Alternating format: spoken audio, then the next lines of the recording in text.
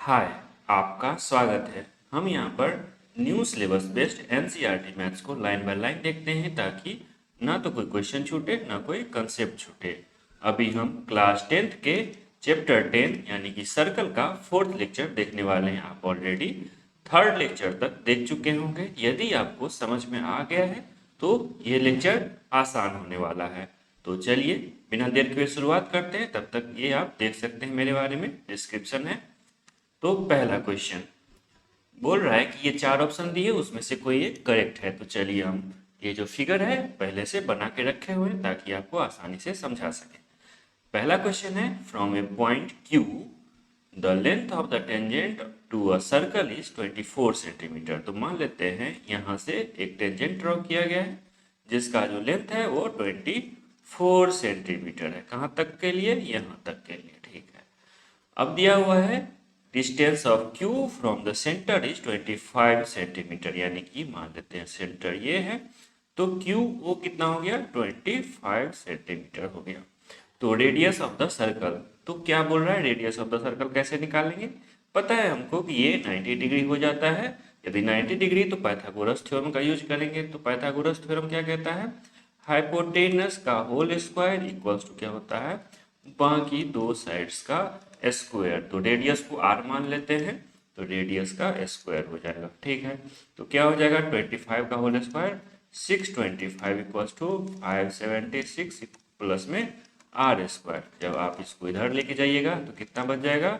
49 बच जाएगा। r equals कितना हो जाएगा? √49, जिसका वैल्यू प्लस और माइनस 7 दोनों होगा, लेकिन माइनस में नहीं हो सकता है रेडियस, इसलिए इसका वैल्यू +7 ही सिर्फ लेंगे। +7 क्या? सेंटीमीटर, सब कुछ में है तो सेंटीमीटर हो गया। तो आंसर मेरा ए हो गया। ठीक है, सेकेंड नंबर क्वेश्चन है in figure 10.11 if TP and TQ are two tangents to a circle with centre O। ठीक है, so that angle POQ 110 degree, ये भी दिया हुआ है।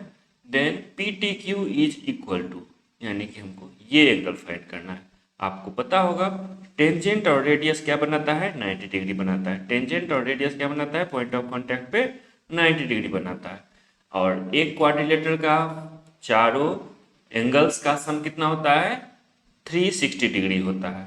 ठीक है, ये आपको 90 मिल गया, ये 90 मिल गया, ये 110 मिल गया।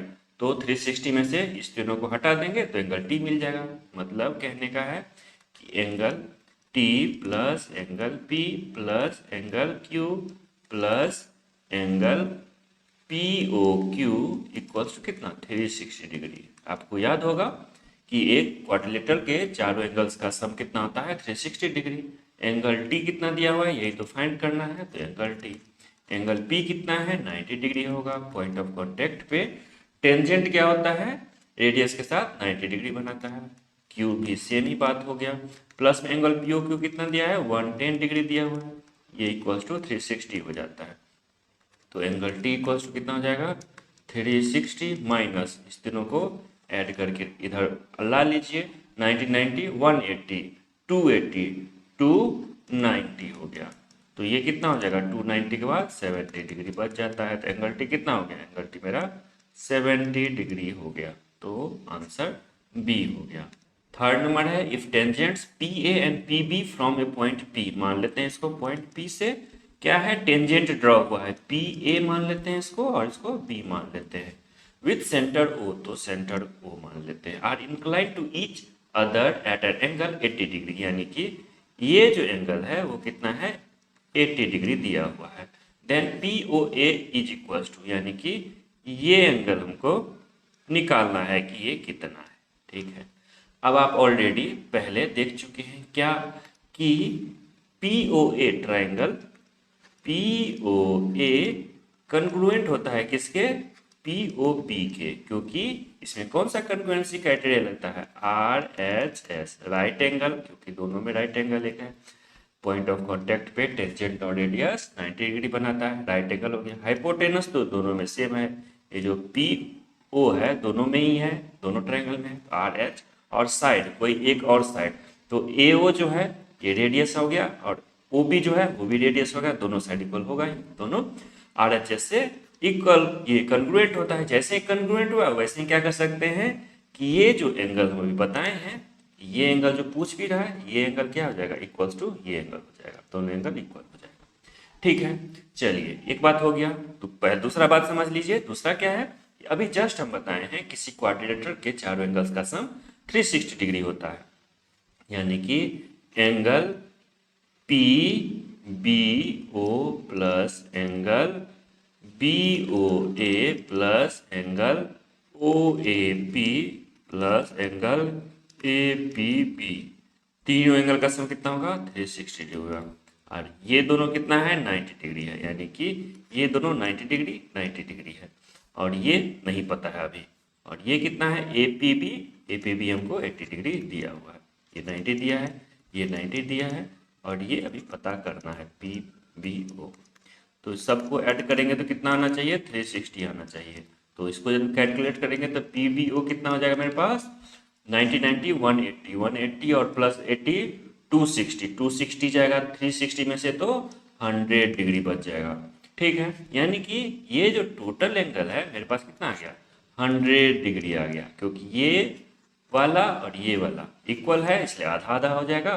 तो जो पूछ रहा था ये वाला एंगल वो कितना हो जाएगा, आधा मतलब 50 डिग्री हो जाएगा। तो कौन सा एंगल, आंसर ए हो गया। फोर्थ नंबर क्वेश्चन है, prove that the tangents drawn at the ends of a diameter of a circle are parallel.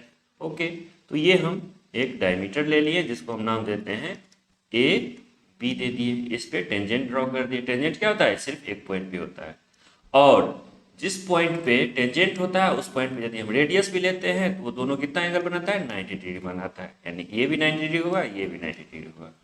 अब आपको पता होगा दो पैरेलल लाइन है, कोई एक लाइन दोनों को कट करता है तो उसका अल्टरनेट एंगल यानी कि ये एंगल इक्वल्स टू ये एंगल होता है।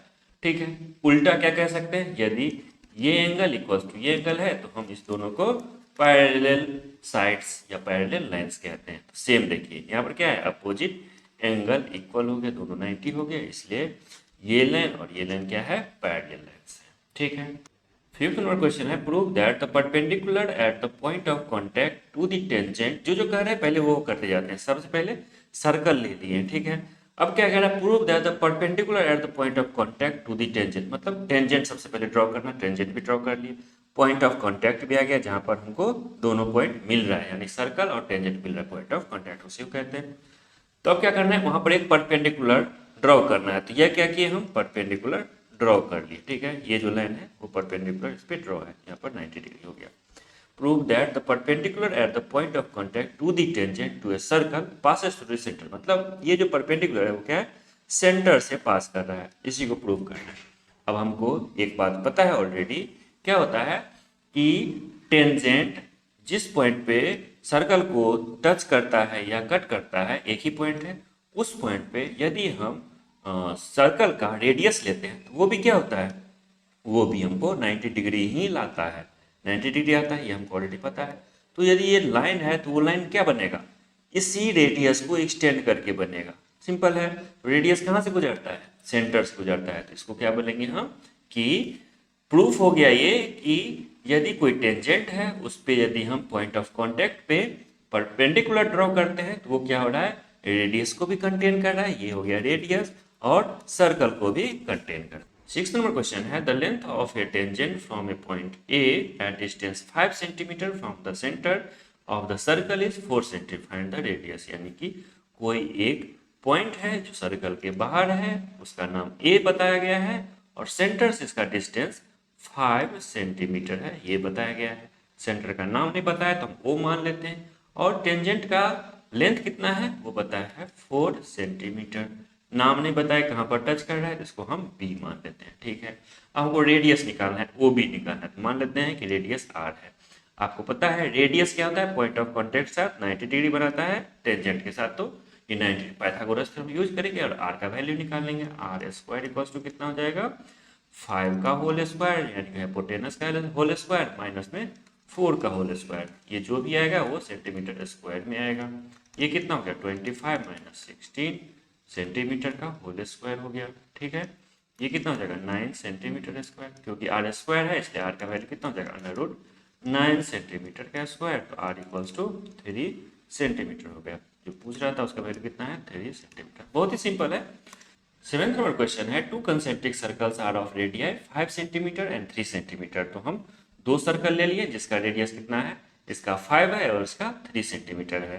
Find the length of the code of the larger circle which touches the smaller circle. यानी कि एक कोड ऐसा हमको बनाना है जो क्या करे, स्मॉलर सर्कल को जस्ट टच करे, यानी कि वो टेंजेंट हो जाएगा उसका।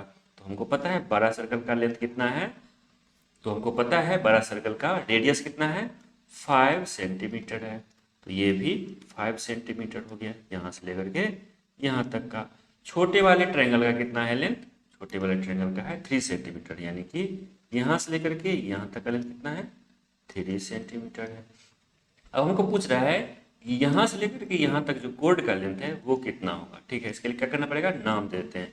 सेंटर को O मान लेते हैं, इसको A मान लेते हैं, इसको B मान लेते हैं, इसको C मान लेते हैं। ठीक है, हमको AB का लेंथ फाइंड करना है। सबसे पहले लिख लेते हैं क्या, AB इक्वल्स टू व्हाट। ठीक है, अब आपको पता है कि ये यदि टेंजेंट है छोटे वाले यदि AB लाइन टेंजेंट है छोटे वाले सर्कल के लिए तो क्या हो जाएगा, ये रेडियस हो जाएगा।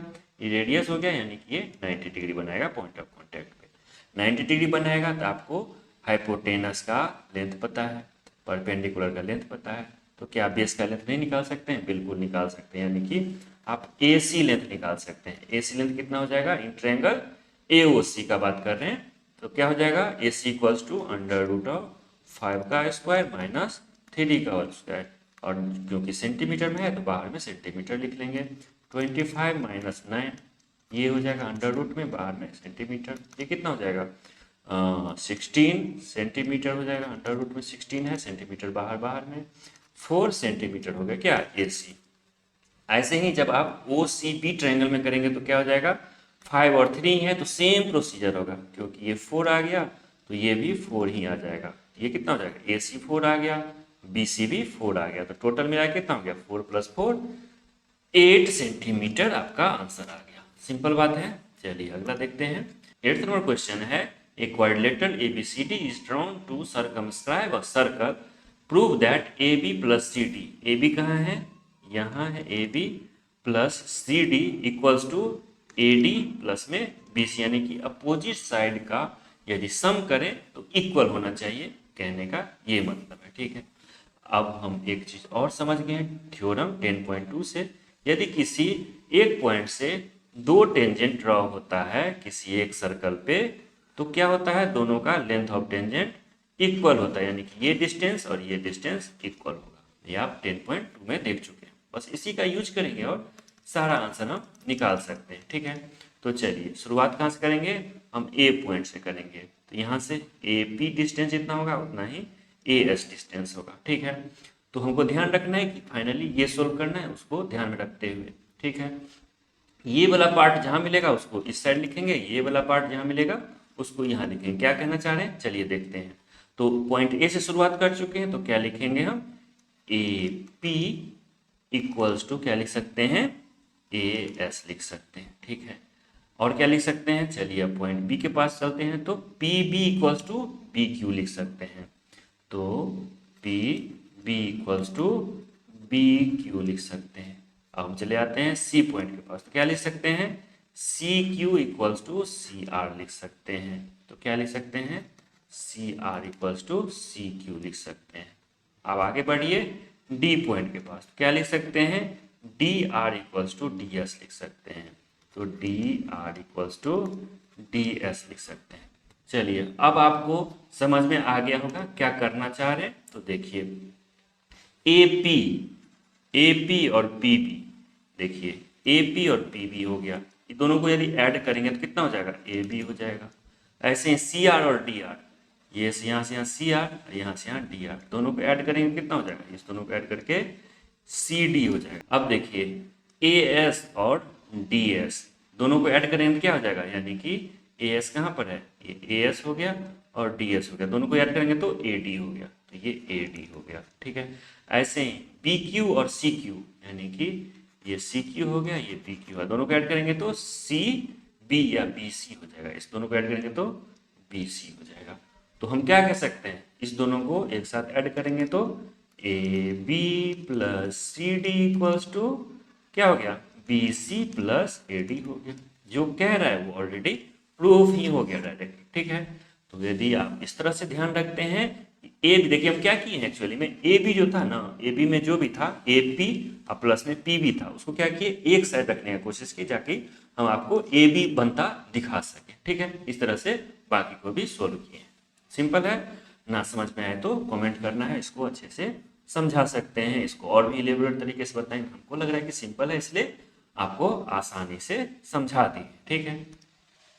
9th नंबर क्वेश्चन है, in figure 10.13 x y and x dash y dash are two parallel tangents to a circle with centre O and another tangent AB with point of contact C intersecting XY at A and X dash Y dash at B, prove that angle AOB 90 degree. तो कहने का ये मतलब है इसका कि ये angle कितना है, 90 डिग्री है, हमको प्रूफ करना है, ठीक है। चलिए अब इसके लिए क्या करना है हमको कि कुछ समझना पड़ेगा, या पहले से ध्यान हो तो बहुत ही ज़्यादा अच्छा है। क्या होता है जब हम किसी बाहर वाले एक पॉइंट से दो टेंजेंट बनाते हैं, ये टेंजेंट हो गया और ये भी टेंजेंट हो गया, ये जो दो ट्रायंगल बनता है, ये एक ट्रायंगल बन गया, ये वाला एक ट्रायंगल बन गया और एक ट्रायंगल ये वाला बन गया, है ना। दोनों ट्रायंगल क्या होता है, कन्ग्रुएंट होता है। तो यदि कन्ग्रुएंट होता है तो क्या बोलेंगे, कोरोस्पॉन्डिंग एंगल्स भी इक्वल होंगे, कोरोस्पॉन्डिंग साइड्स भी होंगे, इक्वल होंगे, यानी कि ये जितना होगा उतना ही ये भी हो गया। Same to same point B से क्या हो रहा है, दो टेंजेंट ये बन रहा है और ये बन रहा है, तो ये जो एंगल होगा ये एंगल इक्वल्स टू ये एंगल होगा। तो मान लेते हैं इसको x, तो ये कितना हो जाएगा x, इसको y मानते हैं तो ये भी कितना हो जाएगा y हो जाएगा, ठीक है। ये आपको पता है। दूसरा चीज क्या पता है कि यदि एक स्ट्रेट लाइन है, कोई एक पॉइंट है, इसका इतना दूर का सम कितना होता है, 180 डिग्री होता है। तो सिंपल हो गया। अब ये क्या है, पॉइंट O है, इसके पूरा एंगल्स का सम कितना होगा, 180 डिग्री होगा। तो क्या करना है, 2 टाइम्स ऑफ, 2 बार x है 2 बार y है, इसलिए x plus y equals to कितना, 180 डिग्री हो गया। और 2 को इधर लाएंगे तो 180/2 हो जाएगा, x plus y equals to x plus y equals to कितना हो जाएगा, 90 डिग्री हो जाएगा। ये देखिए ये कितना है, ये है मेरा x, एक इधर वाला y हो गया इधर, x वाला x इधर है, यानी कि x प्लस वाई कितना हो गया, 90 डिग्री। यही हमको प्रूफ करना था कि AOB क्या है, 90 डिग्री, आप ऑलरेडी प्रूफ कर चुके हैं।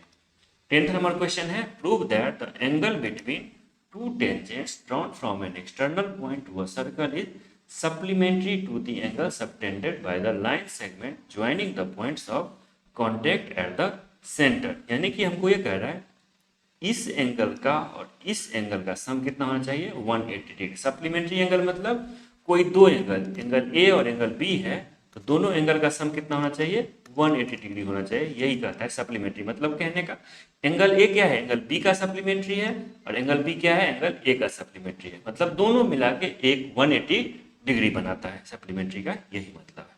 तो ये बोल रहा है कि जो टेंजेंट्स है उसके बीच का एंगल कितना है और इसके बीच का एंगल कितना है, दोनों मिलके 180 डिग्री होना चाहिए। बहुत ही सिंपल है। क्या है, टेंजेंट है, पॉइंट ऑफ कॉन्टैक्ट पे यदि रेडियस लेते हैं, ये क्या होता है 90 डिग्री। पॉइंट ऑफ कॉन्टैक्ट है, रेडियस कितना के साथ कितना बनेगा, 90 डिग्री, और चारों एंगल का सम कितना होगा, यानी कि मान लीजिए ए है, वो है, बी और सी है, तो क्या हो जाएगा, ये एक जो क्वाड्रिलेटरल बन रहा है, ये जो क्वाड्रिलेटरल बन रहा है उसके चारों एंगल का सम कितना होगा, 360 डिग्री होगा, जिसमें से ये 90 हट गया, 180 डिग्री बच गया, इस दोनों का सम 180 डिग्री होना ही पड़ेगा। बस सिंपल सी बात है। तो उसको यदि अच्छे से करना है तो angle A plus angle B plus angle AOC plus angle C plus angle A equals to 360 degree हो गया। हमको क्या करना है, एंगल A और एंगल AOC को 180 डिग्री प्रूव करना है सम। तो क्या करेंगे, angle A plus angle AOC plus angle B कितना हो जाएगा, 90 डिग्री, प्लस में फिर से angle C 90 degree equals to 360 degree. Angle ये दो बार लिख चुके हैं यहाँ पर, तो एक बार हटाते हैं। ये कितना हो जाएगा, 180 डिग्री, इधर लाएंगे तो 360 माइनस 180 करेंगे तो बचेगा कितना, ये 180 बचेगा। बस जो हमको प्रूफ करना था, angle A plus angle AOC equals to 180 degree, वो प्रूफ हो गया। आप किसी भी तरीके से समझ में आना चाहिए, आप कैसे भी करके कर सकते हैं। 11th नंबर क्वेश्चन है, prove that the parallelogram circumscribing a circle is a rhombus. कहने का है कि हम एक सर्कल लिए, उसको पैरेललोग्राम से सर्कमस्क्राइब किए, तो पता चला कि यह रोम्बस बन गया। हमको यही बात को प्रूव करना है। यदि आपको रोम्बस और पैरेललोग्राम का प्रॉपर्टी याद है तो ये आसान हो सकता है। क्या होता है पैरेललोग्राम? पैरेललोग्राम होता है कि इसका अपोजिट साइड का लेंथ इक्वल होता है और दोनों पैरेलल होता है, यानी कि ये दोनों क्या होगा, इक्वल लेंथ का होगा और पैरेलल होगा। ऐसे ही ये दोनों इक्वल भी होगा और पैरेलल होगा। रोम्बस में क्या होता है, कोई एक अंतर है सिर्फ कि इसका चारों साइड्स का लेंथ इक्वल होता है और अपोजिट साइड पैरेलल होता है, जो इसमें भी था। दोनों में अंतर क्या है, सिर्फ साइड का, कि इसमें चारों साइड इक्वल होता है, इसमें सिर्फ अपोजिट साइड इक्वल होता है। ठीक है, बस अब आप प्रूफ कर सकते हैं। ठीक है, चलिए इसको हम हटाते हैं और प्रूफ करते हैं।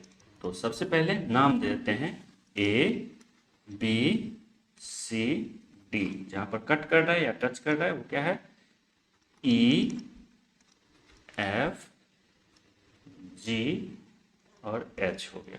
ठीक है, अब आपको ये भी पता है थ्योरम 10.2 से, यदि वो एक्सटर्नल पॉइंट है वहाँ से यदि हम टेंजेंट ड्रॉ करते हैं, 2 टेंजेंट ड्रॉ कर सकते हैं मैक्सिमम, ये भी पता होगा। तो दोनों का लेंथ क्या होता है, यानी कि A E equals to A H होगा, ये आपको पता है। तो चलिए हम शुरुआत करते हैं। पॉइंट ए के लिए बताएं, ऐसे ही हम बी सी डी के लिए भी करते रहेंगे। तो हम क्या करते हैं, पॉइंट ए के लिए लेते हैं सबसे पहले। यदि ए के लिए बात करें तो क्या हो जाएगा, ए ई इक्वल्स टू क्या लिख सकते हैं हम, ए एच लिख सकते हैं। ठीक है, ऐसे ही जब हम क्या करेंगे, बी पॉइंट लेंगे तो क्या लिख सकते हैं, ई बी इक्वल्स टू क्या लिखेंगे, बी एफ लिख सकेंगे। ऐसे ही जब सी पॉइंट लेंगे तो क्या लिख सकेंगे हम, सी जी इक्वल्स टू क्या लिख सकेंगे, सी एफ लिख सकेंगे।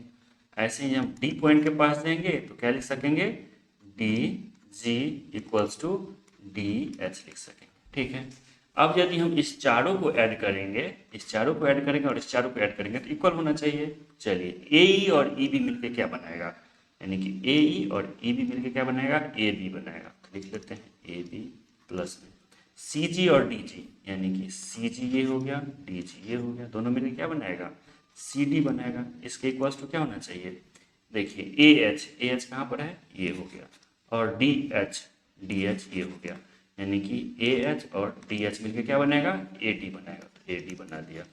ऐसे ही प्लस में बी एफ और सी एफ, ये देखिए बी एफ और सी एफ मिलकर क्या बनेगा, बी सी बनाएगा।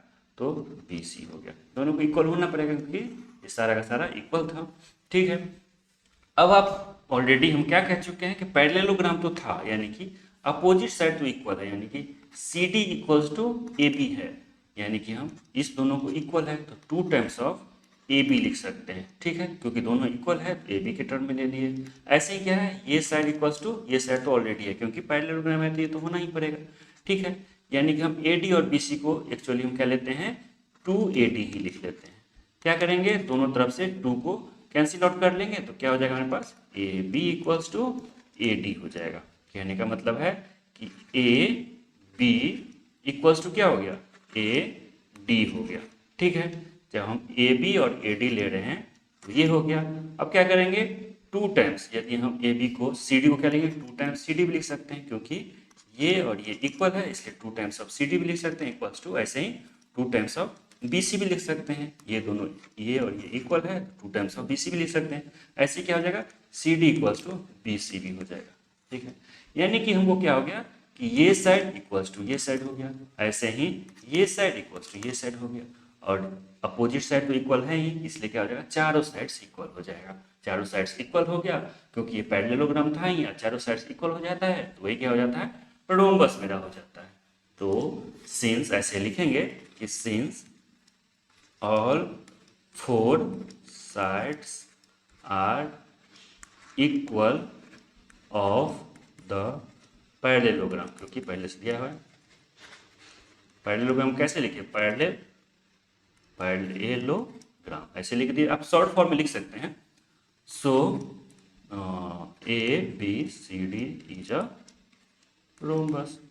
12th number question है, a triangle ABC is drawn to circumscribe a circle of radius 4 cm such that the segments BD and DC into which BC is divided by the point of contact DR of length 8 and 6 cm respectively, find the sides AB and AC। मतलब है ये एक triangle दिया हुआ है, triangle का जो radius है वो कितना है, 4 सेंटीमीटर हमको दिया हुआ है। अब पूछ रहा है यदि ये 6 है ये 8 है तो ए सी यानी कि ये लेंथ कितना होगा और ये लेंथ कितना होगा। ठीक है, आप ऑलरेडी एक बात जानते हैं क्या, यदि कोई एक बाहर का पॉइंट है और सर्कल पे टेंजेंट ड्रॉ कर रहा है तो इक्वल लेंथ का होता है, तो ये 6 हो जाएगा, तो ये 6 है क्योंकि, और ये 8 है तो ये भी 8 हो जाएगा। ठीक है, हमको नहीं पता है कौन सा, ए और यहाँ तक का, फिर से ए और यहाँ तक का नहीं पता है, इसको एक्स मान लेंगे, दोनों इक्वल होगा क्योंकि एक पॉइंट से टेंजेंट दोनों पे ड्रॉ हो रहा है, लेंथ ऑफ टेंजेंट इक्वल होता है। ठीक है, अब आपको यदि थोड़ा सा सोचे विचारेंगे देखेंगे कहीं से कुछ दिमाग नहीं लग रहा है, लेकिन हमको एरिया डिफरेंट तरीके से निकालना जानते हैं। कैसे, एक तो यदि हमको तीनों साइड्स पता हो किसी ट्रायंगल का, तीनों साइड्स मान लीजिए ये ए है तो सामने वाले को ए लेंथ मान लेते हैं, बी है तो सामने वाले को बी लेंथ का मान लेते हैं, सी है और सामने वाले को सी लेंथ का मान लेते हैं, तो हमको हेरोन्स फॉर्मूला यूज कर सकते हैं। दूसरा, यदि हम ये जो साइड एंगल है वर्टाइस है, इसको ऐसे करके यदि हम ज्वाइन कर देते हैं तो ये क्या हो जाएगा, ये मेरे पास रेडियस हो जाएगा, रेडियस का लेंथ हमको पता है, और ये क्या हो जाएगा, बेस हो जाएगा, ये मेरे पास बेस हो जाएगा, बेस हो जाएगा, ये क्या हो जाएगा, परपेंडिकुलर हो जाएगा, half into base into perpendicular करके हम इससे भी एरिया निकाल सकते हैं। मतलब दो तरीके से एरिया निकालेंगे, दो तरीके से एरिया निकालेंगे, क्योंकि इसी ट्रायंगल एबीसी ट्रायंगल का निकालेंगे, इसलिए इसको इक्वेट कर देंगे। इक्वेट करने से मेरा एक्स आ सकता है, 100% नहीं है कि आएगा ही, लेकिन आ सकता है। तो चलिए जो आ सकता है जिससे हम कोई आंसर सोल्व कर सकते हैं उसी को देखते हैं। तो सब कुछ हटा लेते हैं, जो मेन पॉइंट्स हैं वही सिर्फ रहने देते हैं।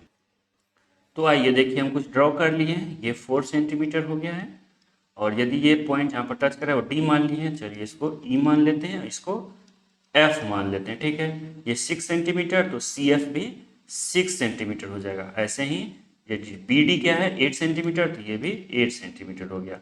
अब हम ए एफ और ए ई क्योंकि इक्वल होगा इसलिए इसको हम क्या मान लेते हैं, एक्स मान लेते हैं दोनों को ही, और एक्स फाइंड हो जाएगा तो मेरा आंसर निकल सकता है।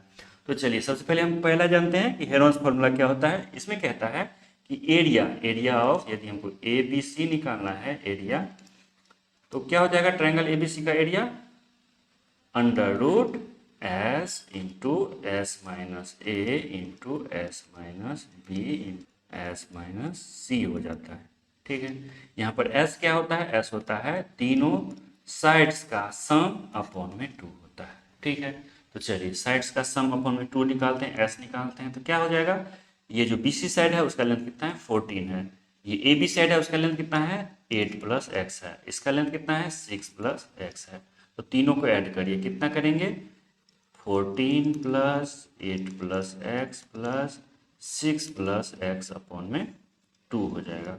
तो कितना हो जाएगा 28 प्लस में 2x अपॉन में 2 हो जाएगा। तो 2 कॉमन लेंगे तो 2 इंटू 14 प्लस एक्स हो जाएगा अपॉन में 2, ये 2 से 2 खत्म हो जाएगा, 14 प्लस एक्स हो जाएगा। ये क्या है सेंटीमीटर में सब जगह लिखना पड़ेगा, तभी इसको अवॉइड करते हैं। ठीक है, तो 14 प्लस एक्स सेंटीमीटर हो गया। ठीक है, एस का वैल्यू फाइंड हो गया। अब यदि हमको एरिया निकालना है तो एस का वैल्यू इसमें पुट करना पड़ेगा। तो area of triangle A B C क्या हो जाएगा, under root of S, S कितना है 14 प्लस एक्स हो गया, इंटू एस माइनस ए कितना है मेरा, ए मान लीजिए ये हो गया मेरा ए क्या हो जाएगा, ए के सामने वालों को ए मानेंगे, बी के सामने वाले को बी मानेंगे, तो ये हो जाएगा मेरा बी, और ये कितना हो जाएगा मेरा सी हो जाएगा। तो ए हम माने 14 को, तो इसमें से 14 गया, यानी कि माइनस इसमें से 14 गया तो एक्स ही से बचेगा, तो एक्स हो गया। ऐसे ही क्या हो जाएगा एस माइनस बी, तो एस तो ये हो गया, बी क्या है 6 प्लस एक्स है, तो इसमें से 6 प्लस एक्स को माइनस करेंगे तो कितना बच जाएगा 8 बच जाएगा। ऐसे ही सी को माइनस करेंगे, 8 प्लस एक्स को इसमें से माइनस करेंगे तो कितना बच जाएगा, सिर्फ 6 बच जाएगा मेरे पास। ठीक है, तो यदि इसको कैलकुलेट करते हैं तो 8 6 जा 48 एक्स इंटू 14 प्लस एक्स हो जाएगा, और ये क्या हो जाएगा अंडर रूट हो जाएगा। हमको एक तरीके का हमको एक तरह से एरिया फाइंड हो गया है, तो इसको हम यहाँ पर लिख लेते हैं। ठीक है, क्योंकि इसको मिटाना होगा इसलिए इसको अच्छे से लिख लेते हैं।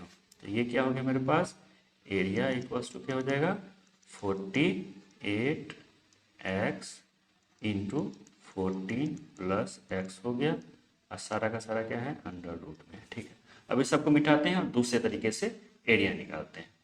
अब हम क्या करेंगे, पूरा एबीसी ट्रायंगल का एरिया कैसे निकालेंगे, area of triangle ABC triangle भी यहाँ पर लिख लीजिए इक्वल्स टू क्या निकालेंगे, एरिया ऑफ ट्रायंगल AOC, ठीक है, प्लस में area of triangle COB plus में एरिया ऑफ ट्रायंगल क्या BOA हो जाएगा।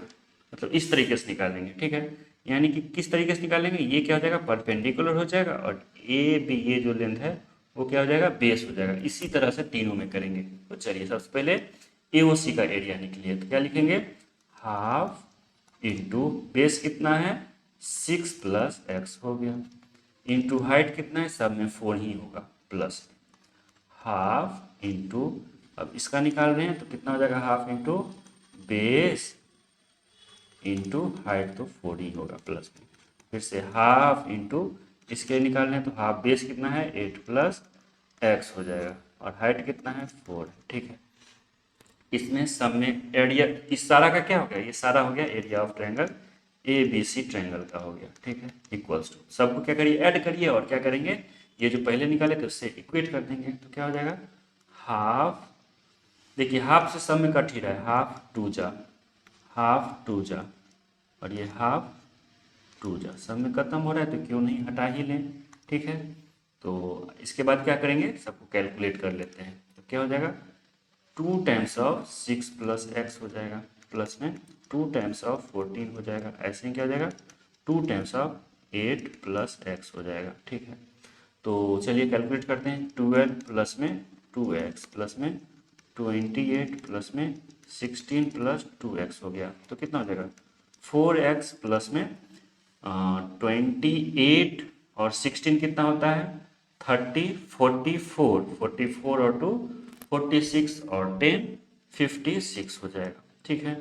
ये आ गया मेरे पास, ठीक है। अब हमको ये आ गया एरिया और ये एरिया पहले से है, दोनों को इक्वेट कर देंगे, आंसर आ जाएगा मेरा, ठीक है। चलिए इक्वेट करते हैं दोनों को, यानी कि √48x इंटू 14 प्लस x हो गया इक्वल्स टू कितना 4x प्लस में 56 हो गया। इसको क्या लिख सकते हैं 4 इंटू एक्स प्लस 14 भी लिख सकते हैं हम, इसको यदि 4 कॉमन लेंगे तो इतना लिख सकते हैं, ठीक है। अब स्क्वायरिंग अंडर रूट हटाएंगे तो इधर स्क्वायरिंग करना पड़ेगा, तो क्या करेंगे 48x 14 प्लस एक्स, तो इधर स्क्वायरिंग करेंगे तो 4 का स्क्वायर 16 x प्लस 14 का होल स्क्वायर हो जाएगा। तो ये देखिए 16 3 जा, ठीक है, ये कट जाएगा 3x इंटू 14 प्लस एक्स हो जाएगा। इस तरह से यदि हम बीच बीच में जो कट रहा है उसको काटते जाएंगे तो मेरा कैलकुलेशन बहुत इजी हो जाता है। इसको क्या लिख सकते हैं x प्लस 14 का whole square x square plus में 28x प्लस में 196 a प्लस बी का whole square a square plus 2ab plus b square हो गया। चलिए इसको हम हटाते हैं तो क्या हो जाएगा ये 3x इंटू 14 42x प्लस में 3x square equals to X square plus में 28x प्लस में 196 हो गया। सारा का सारा इधर ले आइए, क्या हो जाएगा 3x square minus x square कितना हो जाएगा 2x स्क्वायर हो जाएगा। ये दोनों का काम हो गया। 28 इधर आएगा तो माइनस में 28, तो बचेगा मेरे पास कितना 4, मतलब 14 बच जाएगा, 14x हो जाएगा, ठीक है। इस दोनों का भी काम हो गया। और 196 को इधर लेंगे तो माइनस 196 हो जाएगा, ये प्लस में होगा क्योंकि 42 बड़ा था तो 196 माइनस 0। अब 2 सब में से कॉमन आया, 2 को हटा दीजिए, x square plus 7x minus ये कितना हो जाएगा 2 9 जा और 2 8 जा, ठीक है। 2 इधर आके क्या हो जाएगा बाय में, बाय जैसे 0 अपॉन में 2 कितना हो जाएगा 0 ही हो जाएगा, इसलिए कोई चेंजेस नहीं होगा। अब इसमें देखिए आपको क्वाड्रेटिक इक्वेशन ऑलरेडी पढ़ चुके हैं, कैसे करेंगे मिडिल टर्म में स्प्लिट करके। कैसे करते हैं मिडिल टर्म में स्प्लिट, इस दोनों को मल्टीप्लाई करते हैं और इसको देखते हैं कि दोनों का मल्टीप्लीकेशन 98 एक्स स्क्वायर माइनस होना चाहिए और एडिशन कितना हो जाए 7x होना चाहिए, ठीक है। कितना करेंगे 14x माइनस 7x, ठीक है। अब आप यहाँ पर देख भी सकते हैं, इस दोनों को मल्टीप्लाई करेंगे तो कितना माइनस 98 एक्स स्क्वायर, इस दोनों को मल्टीप्लाई करेंगे तो उतना ही होता है। इस दोनों को ऐड करेंगे तो 7x ही होना चाहिए, दोनों को ऐड करेंगे तो 7x हो रहा है, माइनस 98 इक्वल्स टू 0 हो गया। तो क्या हो जाएगा x कॉमन है, x प्लस 14 हो गया और माइनस में 7 इंटू एक्स प्लस 14 हो गया इक्वल्स टू 0। तो और क्या लिख सकते हैं इसको लिख सकते हैं x minus 7 into x plus 14 हो गया। तो x का वैल्यू कितना आ गया, x का वैल्यू 7 और माइनस 14 हो गया। ठीक है, तो यदि आप देख पा रहे होंगे तो माइनस 14 हम नहीं लेंगे यहाँ पर, क्योंकि कभी भी लेंथ क्या होता है, ये लेंथ ही है, लेंथ है तो माइनस में नहीं आएगा, इसलिए इसको हटा देते हैं। x का वैल्यू कितना हो गया, 7 हो गया। तो मेरे पास यदि हमको पूछेगा कोई AC लेंथ कितना है, x प्लस 6 है, ये लेंथ x प्लस 6 है, x मेरे पास 7 आया प्लस में 6 तो 13 हो जाएगा। ऐसे ही हमको यदि पूछेगा BA लेंथ यानी कि AB लेंथ कितना है, 8 प्लस x यानी कि 8 प्लस 7 यानी कि 15 सेंटीमीटर हो जाएगा, ये भी सेंटीमीटर में हो जाएगा। सिंपल है, 2 बार आपको एरिया का फॉर्मूला लगाना था, तो इस तरह से आप सोल्व कर सकते हैं। ठीक है, 13th नंबर क्वेश्चन है, prove that opposite sides of a quadrilateral circumscribing a circle subtend supplementary angles at the centre of the circle. कहने का मतलब है कि यह एक सर्कल है जिसका सेंटर मान लेते हैं O है, इसको एक क्वाड्रिलेटरल ABCD नाम देते हैं, ये इसको सर्कमस्क्राइब कर रहा है। ठीक है, अब हमको बोल रहा है कि अपोजिट साइड, मान लीजिए AB अपोजिट टू क्या है, CD है, तो ये जो एंगल्स हैं सेंटर पे जो बना रहे हैं ये दोनों साइड, वो दोनों का सम कितना हो जाए, 180 डिग्री। सप्लीमेंट्री एंगल का मतलब होता है कि दो एंगल्स जिसका सम 180 डिग्री हो। ठीक है, यही प्रूफ करना है कि ये जो एंगल है और ये एंगल दोनों मिलकर 180 डिग्री बना रहा है। तो चलिए सबसे पहले क्या करते हैं, जहाँ पर ये टच कर रहा है वहाँ पर का नाम दे देते हैं सबसे पहले। तो क्या नाम दे देते हैं, AB को यहाँ पर E मान लेते हैं, F G और H मान लेते हैं। ठीक है, आप ऑलरेडी क्या जानते हैं कि AOH ये जो ट्रायंगल बन रहा है, ये और ये, वो किसके कन्ग्रुएंट है, ये और इसके कन्ग्रुएंट है, यानी कि ये एंगल इक्वल्स टू ये एंगल होगा। ऐसे ही पॉइंट बी का बात कर रहे हैं तो ये एंगल इक्वल्स टू ये एंगल होगा, है ना। ऐसे ही ये एंगल इक्वल्स टू ये एंगल होगा।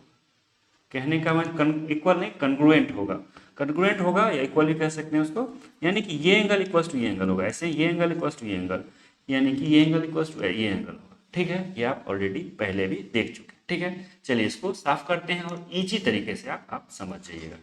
तो क्या हो गया, ये एंगल इक्वल्स टू ये एंगल हो गया, तो हम इसको नाम देते हैं क्या, P।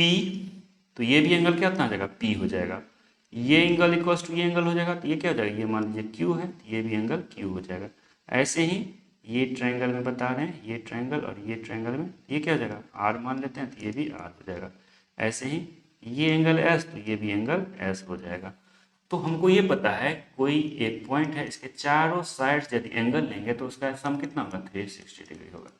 यानी कि ये एक पॉइंट है, इसके चारों तरफ का एंगल एक बार पूरा घूम लिया तो कितना होगा, 360 डिग्री होगा। तो क्या होगा, सब क्या है, दो दो टाइम्स है, P भी 2 बार, Q भी 2 बार, R भी 2 बार और S भी 2 बार है। ठीक है, तो क्या करेंगे, 2 टाइम्स ऑफ क्या करना है, P plus Q plus R plus S equals to कितना, 360 डिग्री। इस 2 को इधर लाएंगे तो कितना हो जाएगा, बाय में हो जाएगा, इसके इक्वल्स टू कितना हो जाएगा, 180 डिग्री। यानी कि P plus Q plus R plus S equals to कितना, 180 डिग्री। सिंपल हो गया। अब आप देखिए PQ, ये PQ हो गया, यानी कि ये एंगल का बात हो गया। और क्या है, RS मतलब ये R हो गया, ये S हो गया, यानी कि ये एंगल हो गया। ये एंगल कितना है, एडिशन 180 डिग्री।